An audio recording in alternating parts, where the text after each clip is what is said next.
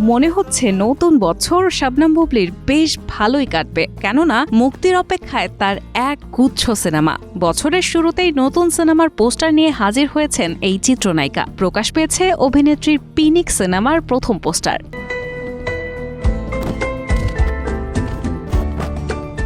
শনিবার নিজের ফেসবুকে পিনিকের পোস্টার শেয়ার করেছেন বুবলি। পোস্টারে তাকে দেখা গেছে ভিন্ন এক লুকে। স্কার্ফে আবৃত ছিল নায়িকার মাথা, চোখে রোদ চশমা, আর বুবলির মুখমণ্ডল খাঁচার ভেতরে বন্দি। তার কাঁধ থেকে নিচের অংশ ঢাকা রয়েছে কালো পোশাকে, যা রহস্যময় আবহ তৈরি করেছে।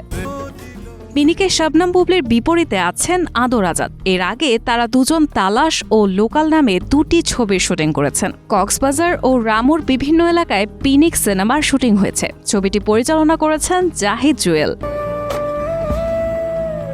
পিনিক ছবিতে শবনম বুবলিকে নেতিবাচক চরিত্রে দেখা যাবে। ছবির অন্যতম প্রযোজক শিমুল খান জানান, এমন বুবলিকে এর আগে কেউ দেখেনি। একেবারে নতুন, অন্যরকম একজন। পর্দায় তাকে দেখার পর যে কেউ চমকে যাবেন। এমনিতে আমাদের এই ছবির একটি চরিত্র ছাড়া সবকটিই নেগেটিভ। প্রতিশোধ ও পাল্টা প্রতিশোধের গল্প এটি।